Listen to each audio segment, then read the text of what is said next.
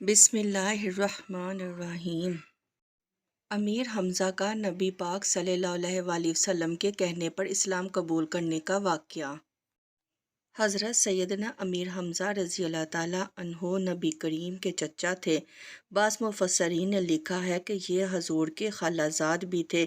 ان کی والدہ اور حضرت آمنہ دونوں بہنیں تھیں اور ان دونوں نے ایک ہی لونڈی ثویبہ کا دودھ بھی پیا تھا۔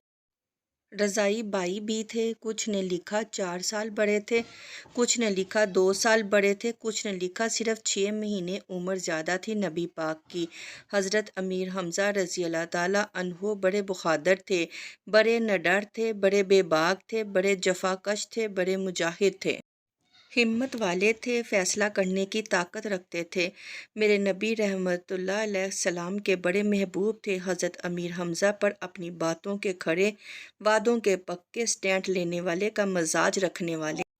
حضرت امیر حمزہ فرماتے ہیں ابھی کلمہ نہیں پڑھتے تھے۔ کہتے ہیں میں شکار کے لیے گیا تھا، واپس آیا تو واقعہ یہ ہوا کہ نبی کریم علیہ السلام کوہ صفا کی پہاڑی کی طرف جا رہے تھے۔ راستے میں ابو جہل آ گیا، اس نے حضور کو برا بھلا کہا۔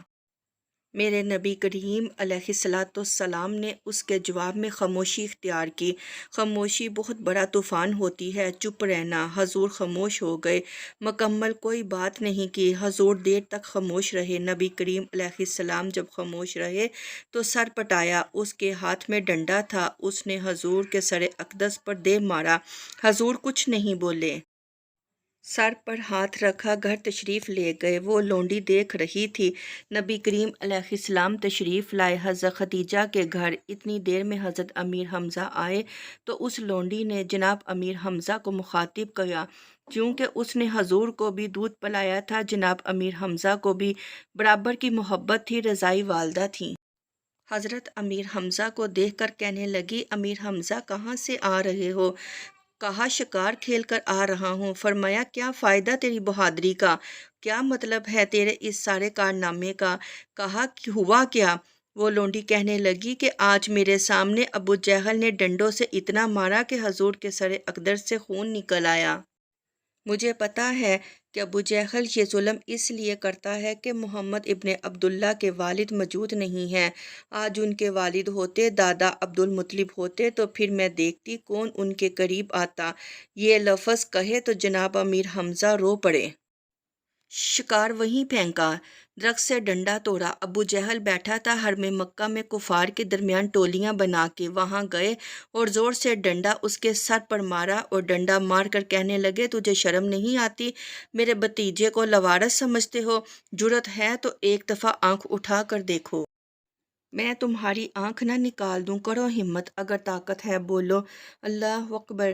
جب یہ لفظ کہے، جب یہ بات کہی، ابو جہل کانپنے لگا۔ کچھ لوگوں نے چاہا حضرت امیر حمزہ کے معاملے میں مداخلت کرنی، پر کہنے لگا چپ کر جاؤ، تمہیں پتہ نہیں یہ شیر بڑا، یہ دلیر ہے، یہ طاقتور ہے، خبردار کوئی بات نہ کرنا۔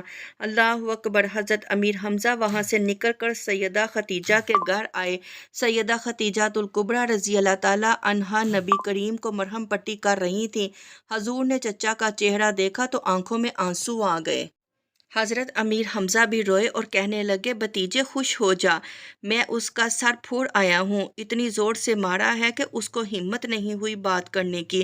حضرت امیر حمزہ کے جواب میں محبوب فرماتے ہیں کہنے لگے چچا میں ابو جہل کا سر پھوڑنے سے خوش تو نہیں ہوتا۔ کہا آپ کیسے خوش ہوتے ہیں؟ فرمایا آپ کلمہ پڑھ لیں، میں خوش ہو جاؤں گا۔ تو حضرت امیر حمزہ کہنے لگے کلمہ پڑھنے سے راضی ہو جاؤ گے، خوش ہو جاؤ گے، بس اتنی سی بات؟ فرمایا ہاں۔ تو کہا پڑھو، پڑھاؤ کلمہ۔ حضرت محبوب کریم نے کلمہ پڑھایا۔ حضرت امیر حمزہ اسی وقت مسلمان ہو گئے۔ بس پھر اللہ نے اسلام کو قوت دے دی۔